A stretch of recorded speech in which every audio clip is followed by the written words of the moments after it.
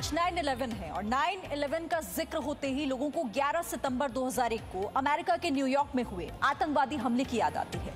लेकिन स्वामी विवेकानंद को अपना आदर्श मानने वाले लोगों से आप पूछेंगे कि 9/11 का मतलब क्या है, तो वो आपको बताएंगे कि आज से 127 वर्ष पहले 11 सितंबर 1893 को स्वामी विवेकानंद ने अमेरिका के शिकागो में विश्व इतिहास का सबसे चर्चित भाषण दिया था। और उस वक्त स्वामी विवेकानंद की उम्र सिर्फ 30 वर्ष थी। जहां खड़े होकर स्वामी विवेकानंद ने पूरी दुनिया को भारत का आध्यात्मिक संदेश दिया था, आज उस जगह के बारे में भी आपको दिखाएंगे। लेकिन इस वीडियो विश्लेषण से पहले हमारी आपसे एक छोटी सी अपील है कि अगर आपके परिवार में कोई युवा है तो उसे इस रिपोर्ट को देखने के लिए आप प्रेरित करें, क्योंकि हमारी ये रिपोर्ट देश के हर युवा की सोच बदल सकती है।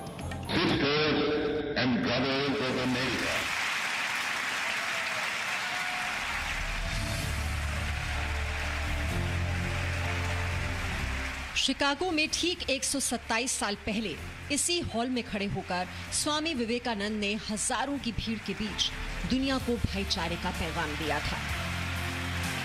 127 साल में दुनिया बदल गई, लेकिन ये हॉल आज भी वैसा ही है जैसा 11 सितंबर 1893 को था।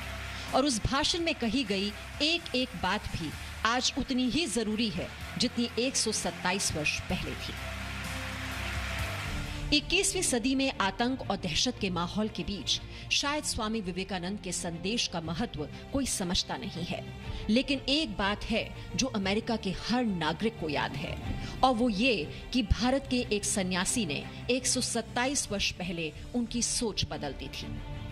127 वर्ष पहले दिया गया वो भाषण सिर्फ इसलिए ऐतिहासिक नहीं है क्योंकि उसे देने वाला एक हिंदुस्तानी था, बल्कि उसके मायने इसलिए भी अहम हैं क्योंकि एक समाज के तौर पर अमेरिका को स्वामी विवेकानंद से बहुत कुछ मिला है। यहाँ ये समझना भी जरूरी है कि ऐसा क्या था जिसने 30 साल की उम्र में एक सन्यासी को स्वामी विवेकानंद बना दिया, और इसके लिए देश की राजधानी दिल्ली से लगभग 2789 किलोमीटर और स्वामी विवेकानंद की जन्मस्थली कोलकाता से लगभग 2350 किलोमीटर दूर समुद्र के किनारे बसे भारत के अंतिम शहर कन्याकुमारी जाना जरूरी है। ये कन्याकुमारी की वही पावन धरती है जहां पूरे भारतवर्ष की पैदल यात्रा करते करते स्वामी विवेकानंद 25 दिसंबर 1892 को यहां पहुंचे थे। विवेकानंद की निगाहें समुद्र में स्थित उन शिलाओं पर पड़ी जहां माता पार्वती ने अपने कन्या देवी के रूप में एक पैर पर खड़े होकर तपस्या की थी। स्वामी विवेकानंद को उस वक्त लगा कि जब तक वो इन शिलाओं पर नहीं पहुंचेंगे तब तक उनकी जिंदगी का मकसद पूरा नहीं होगा। उस वक्त स्वामी विवेकानंद के पास समंदर के बीच में मौजूद शिलाओं तक पहुंचने के लिए नाव वाले को देने के लिए पैसे नहीं थे, लेकिन वो ठान चुके थे कि उन्हें ध्यान और ज्ञान के लिए शिलाओं तक पहुंचना जरूरी है। इसलिए स्वामी विवेकानंद ने लगभग 1.5 किलोमीटर की दूरी तैर कर तय की। अपने साहस, विवेक और बहादुरी का परिचय देते हुए स्वामी विवेकानंद ने 25 दिसंबर 1892 से 27 दिसंबर 1892 तक इन्हीं शिलाओं पर देवी का ध्यान किया। 3 दिन और 3 रात लगातार ध्यान के बाद स्वामी विवेकानंद को अपनी जिंदगी का मकसद मिला और वो सनातन धर्म के प्रचार प्रसार और आध्यात्म को दुनिया भर में फैलाने के लिए विश्व भ्रमण पर निकल पड़े।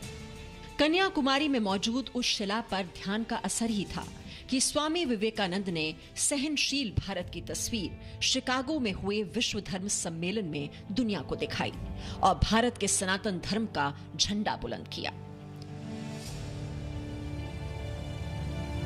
मेरे अमेरिकी भाइयों और बहनों से अपने भाषण की शुरुआत करने वाले स्वामी विवेकानंद आज के युवाओं के लिए एक प्रेरणा है, एक ऐसा महापुरुष जिसके अंदर राष्ट्रभक्ति कूट कूट कर भरी थी, जिसके लिए राष्ट्र सर्वप्रथम था, और आज पूरे देश के इस महापुरुष के विवेक से शिक्षा लेने की जरूरत है। Bureau report, ji media. Presenting V News app available on Google Play and App Store. Download it now.